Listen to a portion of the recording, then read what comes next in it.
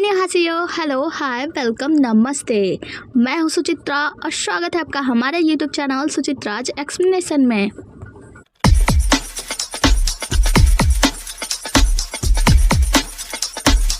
चलो अब जल्दी से वीडियो को लाइक करो और चैनल को सब्सक्राइब करो। इसी के साथ हम आज का ड्रामा देखने वाले इन ब्लॉसम का एपिसोड नंबर 7। एपिसोड की स्टार्टिंग में हम देखते हैं जिस दिन यान कैवई की मौत हुई थी, पैन्यू बहुत ही ज़्यादा सैड थे और वो अपने पिता से मिलने आए।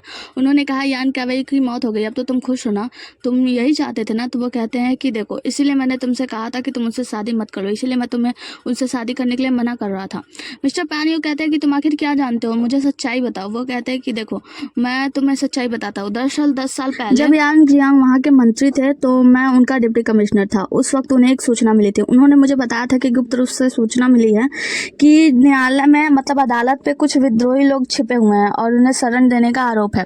उन्होंने कहा था कि खुलकर इसके बारे में हम जांच नहीं कर सकते, इसलिए उनकी जांच करने के लिए वो गुप्त रूप से वहाँ पे गए और जांच करने के लिए वहाँ पे उन्होंने बहाना बनाया कि पैतृक पूजा करना है। पैतृक पूजा के बहाने वो हैंग सिटी में जाँच करने के लिए गए थे। जब वो जाँच करके शहर में लौटे, मतलब वापस राजधानी में लौटे, तो राजधानी में उनके ऊपर गलत आरोप लगाए गए और उन्हें यहाँ से निर्वासित कर दिया गया। जिसके बाद आगे की कहानी तो आप जानते हैं।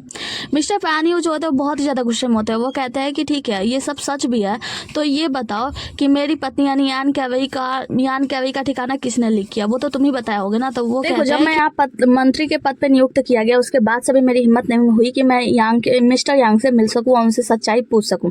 मैंने सच्चाई की पता लगाने की बिल्कुल कोशिश नहीं की, क्योंकि मुझे पता था कि मैं ये सब नहीं कर सकता, मतलब मेरे अंदर इतनी ज़्यादा शक्ति नहीं है। और हाँ, मैंने यांग कैवई से भी मिलने का प्रयास नहीं किया, क्योंकि मुझे पता था कि उसको जिंदा रखने का बस यही एक तरीका है कि इसी तरीके से मैं उसे जिंदा रख सकता हूँ। ये तुम्हारी गलती है कि तुम उससे मिले, उसे यहाँ पर लेकर आए और उन लोगों को पता चल गया। देखो, उन लोगों का क्या है ना कि वो लोग मेरे ऊपर भी नजर रखते हैं, क्योंकि उन लोगों को मेरे ऊपर भी भरोसा नहीं है। इसीलिए मैं तुम्हें उसका पता नहीं देना चाहता था। अगर वो उसी जगह पर रहती तो शायद सुरक्षित रहती। ये तुम्हारी गलती है, तुम्हारी वजह से यान कैवई मारी गई। हम देखते हैं कि मिस्टर पैन जो होते हैं अपने पत्नी यान कैवई के मृतक शरीर के पास, मतलब उनका जो ग्रेव होता है उसी के पास जाकर अपना दुख व्यक्त कर रहे होते हैं कि आपके बिना मैं कैसे जीऊंगा, आपके बिना मैं वैसा ही हो गया। और जैसे घोषणा तो है पर उसमें कोई भी पक्ष नहीं है, मैं अकेला हो गया हूँ, मुझे बिल्कुल समझ में नहीं आ रहा है। और फिर ये बहुत ही ज़्यादा शराब पी रहे होते हैं, बिल्कुल होश में नहीं होते। हम देखते हैं पीछे कुछ सैनिक आते हैं और इनके ऊपर हमला कर रहे होते हैं। मतलब ये पिए हुए तो होते हैं, बहुत ज़्यादा पियक्कड़ होते हैं, पीने के बाद भी ये सभी के साथ बराबर मुकाबला कर रहे होते हैं। फिर एक सैनिक जो होता है इनको तलवार घोंप देता है, मतलब इनके पेट में लग जाता है, जिससे वहीं पे बेहोश होने लगते हैं। बेहोश होते होते भी अपनी यान कैवई को याद कर रहे होते हैं कि तुम मुझे छोड़कर चली गई। ऐसा नहीं लग रहा है कि तुम मरी हो, मुझे ऐसा लगता है कि तुम शायद मेरे साथ ही हो, मेरे चारों तरफ घूम रही हो, मेरे सर में हो। ऐसे करके रो रहे होते हैं। सीन यहाँ से कट होता है। आगे की सीन में हम देखते हैं मिस्टर पैन्यू जो होता है ना, वो अपने नाव में बैठ के कहीं जा रहे होते हैं। हम देखते हैं कि इनके पीछे ही एक आदमी होता है जो इनके ऊपर नजर रखे हुए होता है, जैसे चाहते हैं वो भी चला जाता है। हम देखते हैं कि वही आदमी उस सस्पिशियस अपाहिज आदमी के पास आता है और कहता है कि महाराज, लियू लांग के बारे में पता चल गया है मिस्टर पैन्यू को, मतलब उन्होंने पता कर लिया है और अब वो लाइफ एंड डेथ हाउस की तरफ बढ़ रहे हैं। तो ये आदमी कहता है कि ठीक है, तो फिर इसे भी यांग जियांग की तरह मौत के गोद में सुला दो। वो आदमी कहता है कि जी जैसी आप क्या गया, मैं अभी आश्वस्त करता हूँ कि ऐसा ही हो। फिर वो जाने लगता है तो वो अपाहिज व्यक्ति रोकता है, कहता है रुको, एक काम करो, उसे खुद मारने के बजाय लोगों के हाथों मरवाओ, लोगों को पता भी ना चले कि ये सब किसने किया है। वो कहता है जी जैसी आप किया गया। आगे हम मिस्टर पैन्यू को देखते हैं जो कि अपने नाव से पहुंचते हैं और लाइफ एंड डेथ हाउस के पास, मतलब लाइफ एंड डेथ हाउस के बाहर पहुंचते हैं। उसके बाद से वो अंदर जाते हैं, जहाँ पे वो अंदर देखते हैं कि बहुत सारे लोग दाव लगा रहे होते हैं। वो अपने आप से बात कर रहे होते हैं कि देखो, लाइफ एंड डेथ का 2 रूल है। मतलब जो बाहरी लोग हैं वो यहाँ पे पैसे देकर, मतलब नकदी देकर यहाँ पे कुछ दाव वाव लगा सकते हैं, लेकिन अंदर मतलब भीतरी का जो कार्यक्रम है वहां देखने नहीं जा सकते। भीतरी का कार्यक्रम देखने सिर्फ वही लोग जा सकते हैं जिन लोगों के पास टोकन हो। तो मुझे अगर भीतर जाना है तो भीतर के लिए मेरे पास टोकन होना चाहिए।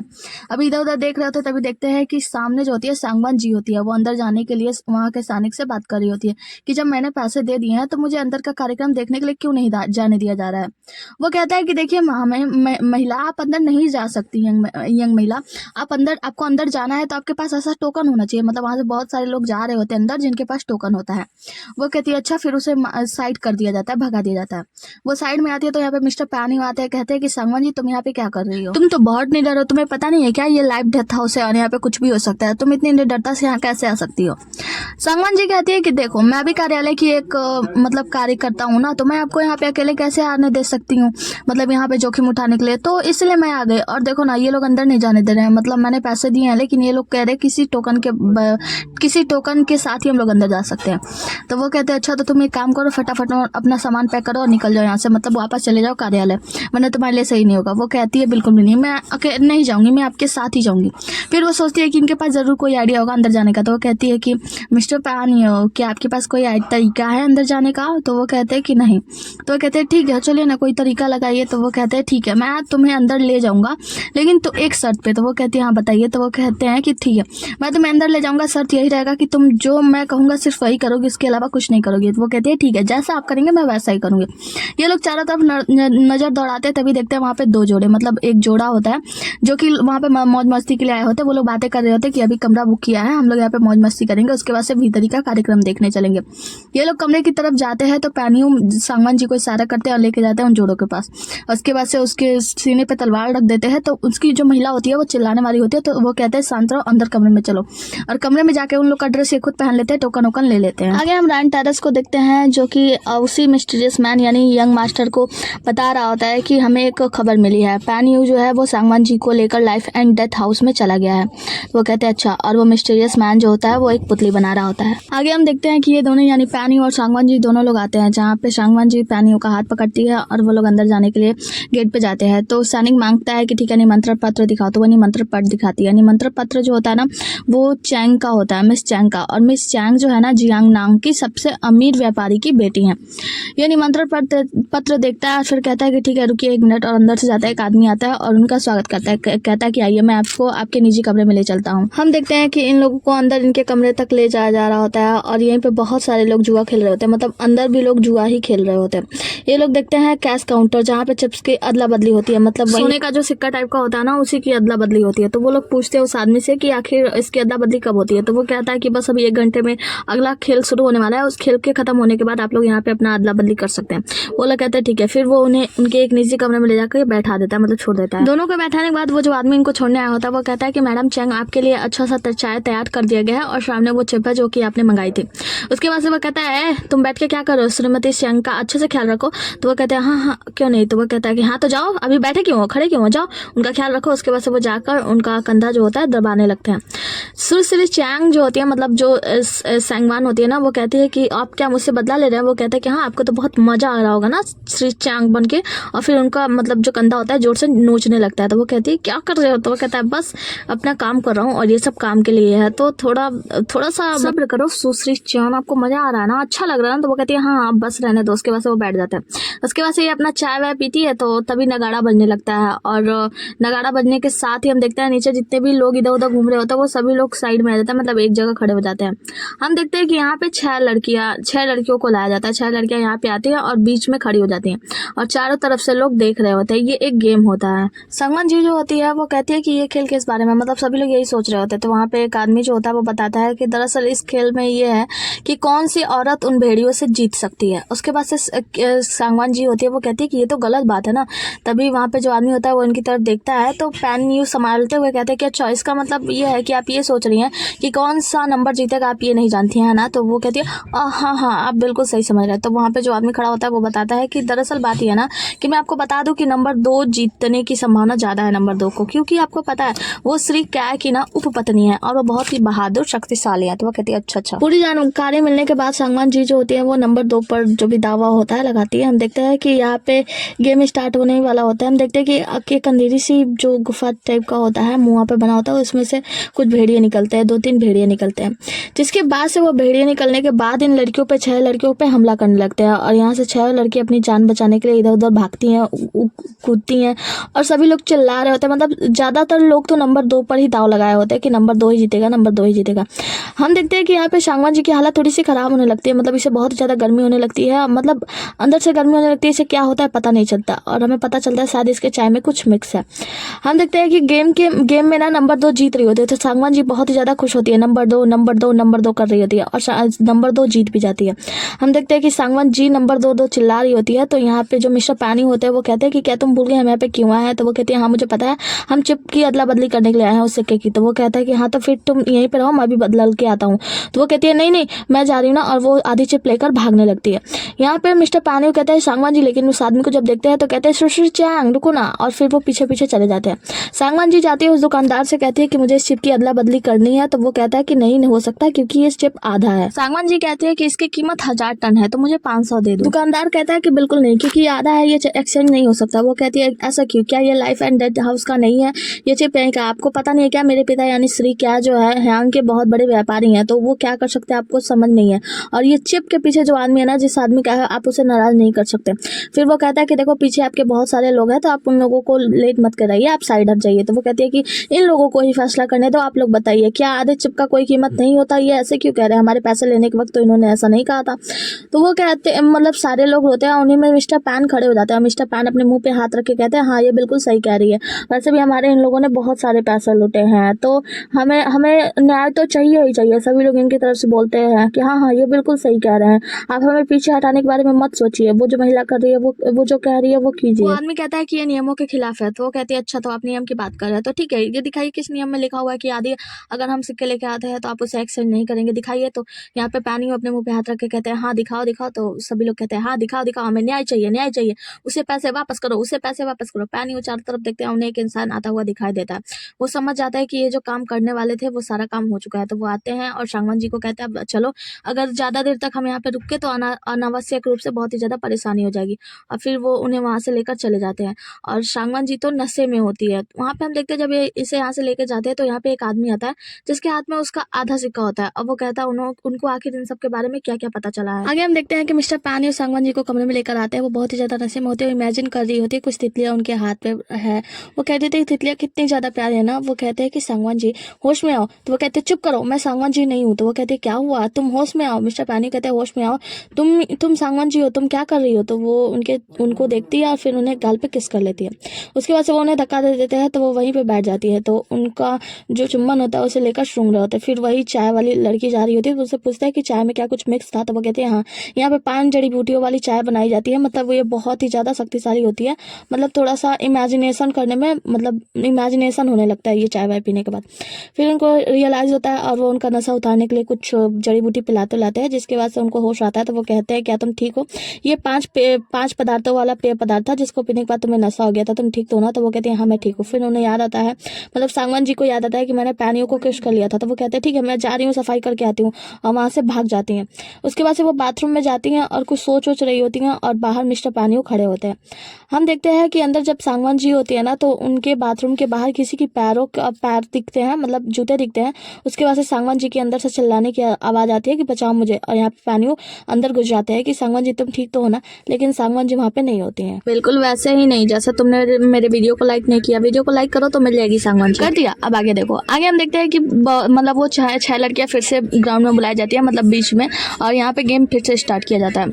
हम देखते हैं कि यहाँ पे भी नंबर 2 वही होती हैं, मतलब इनकी जो उपपत्नी थी। मतलब यहाँ पे गेम स्टार्ट होता है। दूसरी तरफ हम सांगवान जी को देखते हैं जिसके पीछे एक बंदा पड़ा होता है, मतलब एक लड़का पड़ा होता है, और उनको आदमी कह रहा होता है कि मुझे वो आधे सिक्के वापस कर दो। तो वो कहती है कि क्यों। तो वो कहता है कि जिंग लिउलांग ने तुम्हें क्या बताया। वो कहती है मैं नहीं जानती कि जिंग लिउलांग कौन है।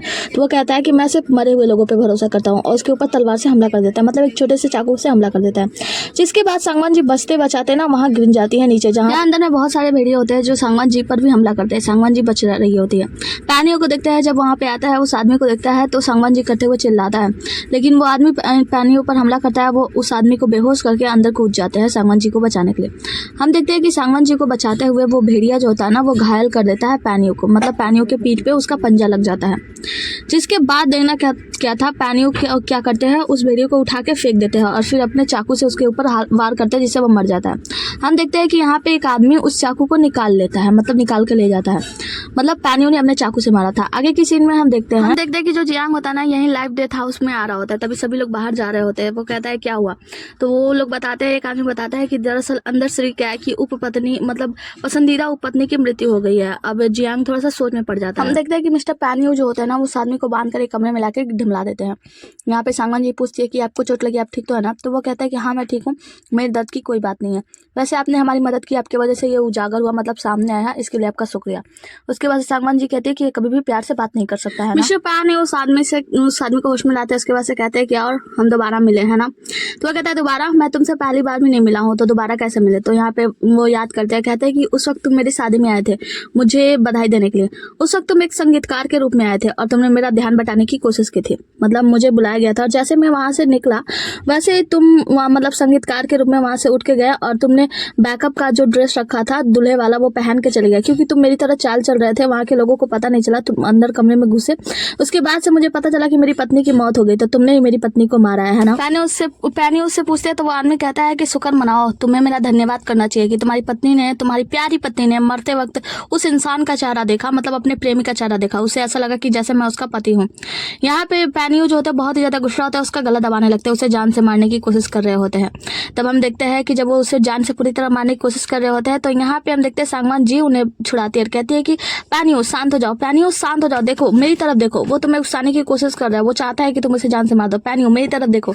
और जब पैनी उसकी तरफ देखते हैं तो उन्हें याद आता है कि यान कैवई इसी तरह बात किया करती थी, मतलब उन्हें एक झलक यान कैवई की दिखती है और वो उस आदमी को छोड़ देते हैं। वो आदमी कहता है पैनी जब से तुम हैंग पहुंचे हो मैं तुम्हारी नजरों से बचने के लिए छुपता फिर रहा हूँ। मुझे उम्मीद नहीं थी कि तुम मुझे ढूंढ लोगे और इसमें मेरी ही गलती है कि तुमने मुझे ढूंढ लिया। वो जिंग लिउलांग वो आसानी से मर गया था, मतलब किसी को शक नहीं होता, लेकिन मुझे पता नहीं था कि उसने आधी सिक्के निगल ली थी और उससे तुम्हें पता चल गया। वैसे वो जो बूढ़ी माँ थी, अंधी माँ, उसको तो हमेशा से यही लगता कि पैनियू ने ही उसे ऑर्डर दिया था वो सुई बनाने की, और वो सुई यान कैवई के शरीर में मिल तो जाता लेकिन हमें पकड़ना मुश्किल नहीं नामुमकिन था, क्योंकि उस दिन दूल्हे के रूप में भी कमरे में तुम ही थे, पैनियू ही पाया गया था, तो तुम सारा शक तुम्हारे ऊपर आता। मैंने बहुत कोशिश की तुमसे छिपने की, बचने की, लेकिन मैं बच ना सका। मैं आखिरकार मैं सामने आ ही गया। पैनियू बोलते हैं कि ठीक है तो अब सच्चाई बता दो कि तुम्हें ये सब काम करने के लिए किसने कहा था, मास्टरमाइंड कौन है। अगर तुम मुझे सच्चाई बता दोगे तो मैं तुम्हें यहाँ से जिंदा जाने दूंगा। तो वो कहता है कि अगर तुम इतने ही होशियार हो तो ठीक है पता लगा लो। तो पैनियू कहते हैं कि तुम्हारे पास पैसे की कमी नहीं है, क्योंकि तुम हमेशा डेथ एंड लाइफ हाउस के आसपास ही रहते हो, यहाँ पे जुआ खेलते रहते हो। और हाँ, जिस इंसान ने तुम्हें, जो मास्टरमाइंड है तुम्हारे पीछे, वो तुमसे भी ज्यादा अमीर होना चाहिए। और यहाँ पे सबसे ज्यादा अमीर ये 4 लोग हैं, मतलब 4 प्रमुख लोग हैं। उन 4 प्रमुख लोगों में से कोई एक होना चाहिए। तो वो कहता है हाँ अच्छा है आगे बढ़ो। तो वो कहता है रैन टेरेस ने ऐसा करने के लिए कहा होगा। तो वो कहता है कि आपको ऐसा क्यों लगता है। पैनियू बताते हैं क्योंकि उसका युवा मास्टर जो है वो किसी कारण बस मेरे पीछे पड़ा हुआ है, तो कोई तो कारण होगा, हो सकता है वही हो। तो वो कहता है आदमी की नहीं, तुम चूक गए, तुम गलत हो, वो इंसान नहीं है। तो उसके बाद से वो कहता है कि ठीक है तो सच्चाई बताओ। तभी हम देखते हैं कि ये जो आदमी होता है अपने मुंह में जहर छिपाया हुआ रहता है, वो फोड़ लेता है, मतलब जहर खा लेता है, मरने लगता है। तो यानी उसके मुंह से जहर निकालने की कोशिश करता है कि जहर उगल दो, मुझे सच्चाई बताओ, ऐसे मत मरना, ऐसे नहीं मर सकते तुम। वो आदमी कहता है कि नहीं, हाँ तुम सोचो, तुमने किसी ऐसे ही व्यक्ति को नाराज किया है जिसे नाराज नहीं करना चाहिए था, और मेरी मौत तो ऐसे हो रही है, तुम्हारी मौत तो इससे भी ज्यादा बदतर तरीके से होगी, तुम तो सोच भी नहीं सकते। पैनियू बहुत ही ज्यादा गुस्सा होता है, उसे उछाल रहा होता है, बताओ सच्चाई बताओ, आखिर तुम्हें किसने कहा था। सांगवान जी कहती है कि अब उसे छोड़ दो क्योंकि वो मर चुका है। सीन यहाँ से कट होता है आगे की सीन में हम देखते हैं कि अफरा तफरी मची होती है, सभी लोग भाग रहे होते हैं। यहीं पे मिस्टर कै आते हैं। मिस्टर कै 4 प्रमुख अमीरों में से एक प्रमुख अमीर है। वो आते हैं, देखते हैं कि उनकी पत्नी की मृत्यु हो चुकी है, वही जो भेड़िए से लड़ रही थी बड़े ताकतवर तरीके से। मिस्टर कै वो चाकू देखते हैं और वो चाकू को निकालते हैं। यहाँ पे एक आदमी जो होता है वो उनको प्रणाम करता है, कहता है मिस्टर कै माफ कीजिएगा, दरअसल एक स्त्री और एक पुरुष 2 लोग A4 नंबर के कमरे में घुस गए थे और उन्होंने किसी और का कार्ड का इस्तेमाल किया था यहाँ पे आने के लिए, और ये जो तलवार है, ये जो चाकू है, ये उसी पुरुष का है और उसी ने उसी के कारण इनकी मृत्यु हुई है, मतलब उसी ने इनको मारा है।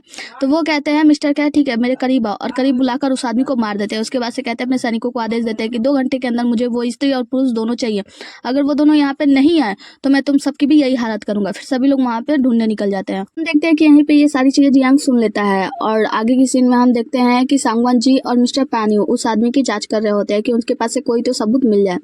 हम देखते हैं कि सांगवान जी उसके सीने पे चोट का निशान देखती है, उस पर टच करके मतलब देख रही होती है। तभी हम देखते हैं कि यहाँ जियांग आता है और जियांग आकर इन लोग से कहता है कि चलो भी अब तुम लोग जल्दी यहाँ से निकल चलो, क्योंकि सेंग क्या की पत्नी की मृत्यु हो गई है और किसी ने उसका दोस्त आप पर लगा दिया है। वो आदमी कहता है, मतलब पैनियू कहता है कि तुम कौन हो और हम तुम्हारी बात पर विश्वास क्यों करें। तो वो कहता है कि मैं कोई भी हूँ, लेकिन मैं तुम दोनों को ऐसे मरने तो नहीं दे सकता ना। फिर वो दोनों लोग साथ में, मतलब 3 लोग साथ में बाहर आते हैं। तो जब जैसे ये लोग बाहर आते हैं हम देखते हैं कि बाहर सारे सैनिक पहुंच जाते हैं।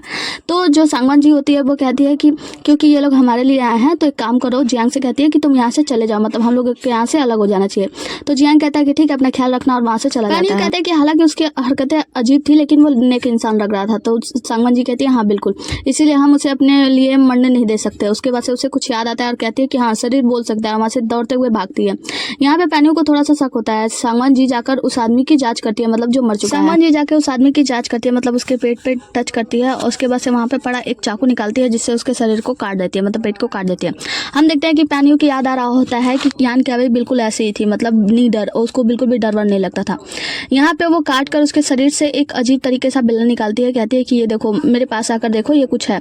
तो उसके बाद से वो मतलब पैन्यू उसके पास जाता है, कहता है तुम्हें कैसे पता इसके पेट में कुछ है? तो वो बताती है कि दरअसल इसके पेट को देखकर ऐसा लगा कि ये इसके घावना इसने खुद बनाया है और अंदर से कुछ कठोर सा लगा, तो ऐसा लगा कि ये कुछ छिपाया हुआ है अंदर। पैन्यू को बार बार यान कैवे दिख रही होती है, तो वो सोचते हैं क्या मैं पागल हो गया हूँ। उसके बाद से वो कहते हैं कि वो क्या है, वो उस पैटर्न को देखती है। उसके बाद से वो बताती है, मतलब वो सोचती है कि बचपन में इसके पिताजी के साथ उसने ये पैटर्न को देखा था। वो सोचती है जहाँ पे उसके पिताजी ने बताया था कि ये तरंग पैटर्न है, जो कि एक दुष्ट संगठन का प्रतिनिधित्व करता है और ये बहुत ही ज़्यादा बुरे लोग हैं और इन्होंने बहुत ही ज़्यादा बुरे काम किए हैं। तो मैं इन सबको एक एक करके पकड़ना चाहता हूँ और सबको सजा दिलाना चाहता हूँ, तुम समझे? तो उनकी बेटी कहती है हाँ।